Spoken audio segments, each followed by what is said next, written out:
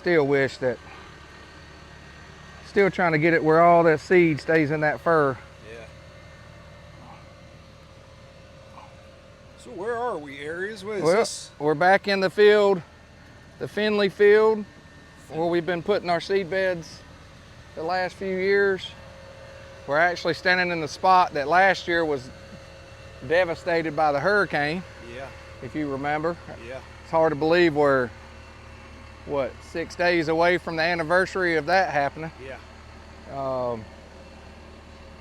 But we're out planting the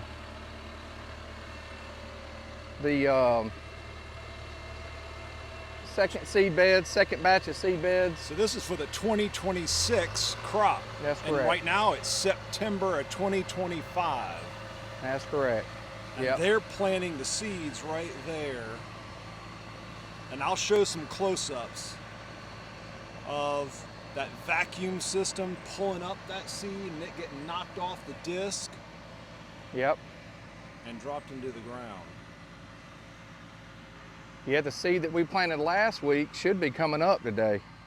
Should be breaking through. Where were those planted? They're back down on the other end. Yeah, look at that. So I'm always curious, what do you make small changes every year? Or do you try to stay the same, or have you made small changes based on what you've learned last year, previous years? Yeah, so, you know, right now we've changed back to doing a few things, the basic way that we had always done them. Yeah.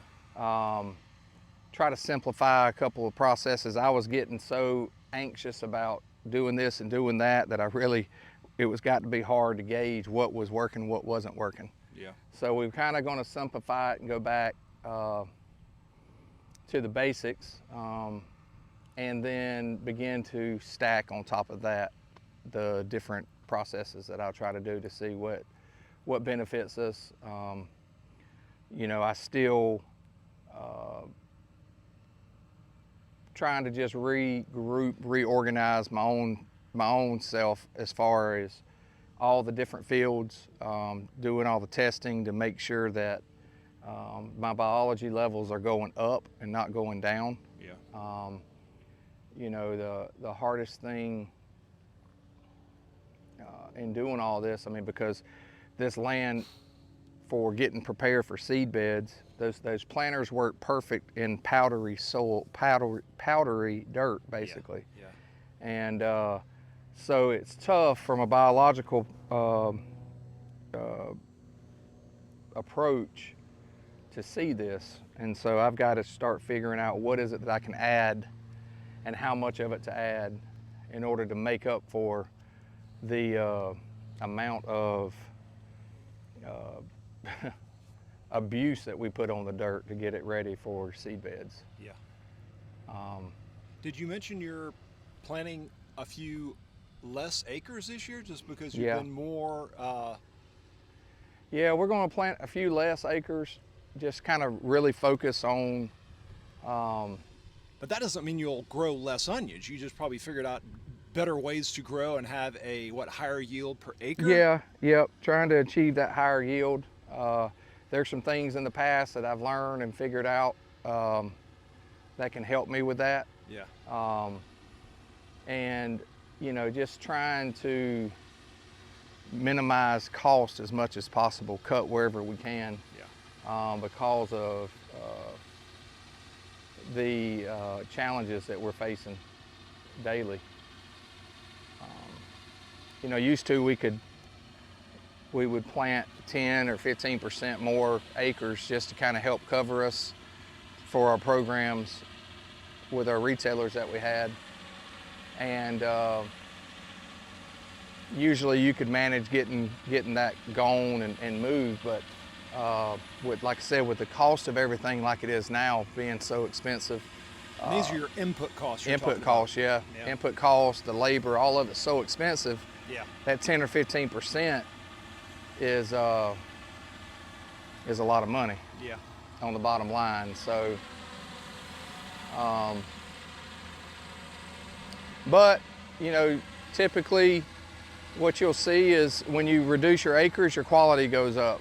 And so I'm looking forward to that, just hoping, praying that there's not any bad weather-related events that affect us. Okay, and this is the field That was planted 7 days ago. 7 days. Yep, and you can see the seed is coming up, has broken through the soil.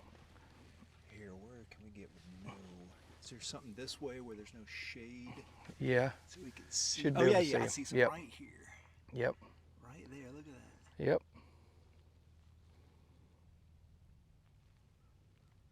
Crazy. Little bitty plants. Look at all the little weeds coming up too. Yeah.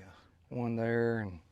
So how can you tell it's a weed? It grows in a different shape? Yeah. See, your onions are all down in this row. Are nice and straight. Mm-hmm. And then you got your weed right there. There's another one. You see how that one right there came up? Yeah, that's a weed. Mm-hmm.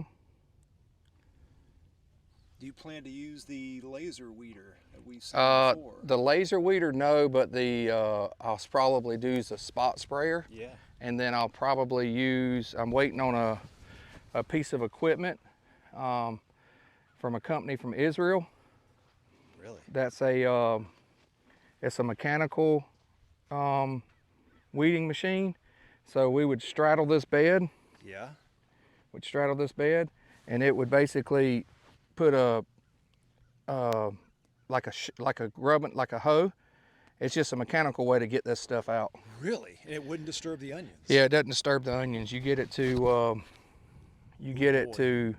depending on how precise you want to be. Oh, we want to film that. Whenever you yell at me, that would be yeah, fascinating to film. Absolutely, because like this weed, we probably won't be able to touch it because it's in the middle of those plants. Sure.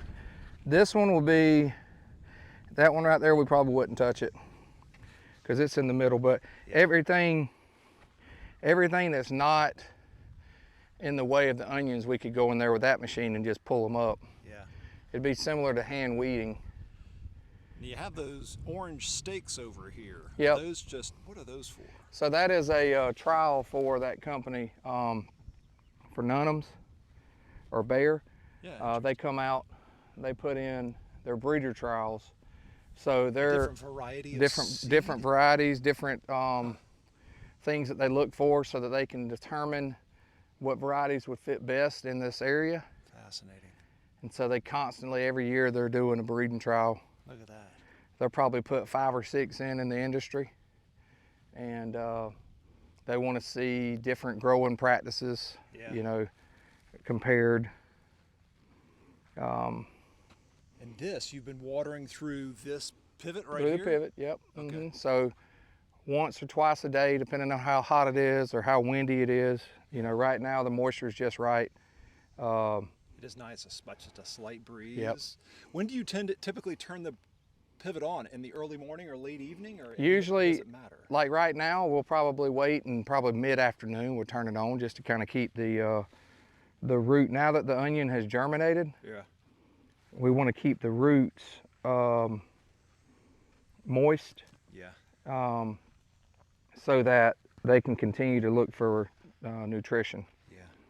And build that plant up.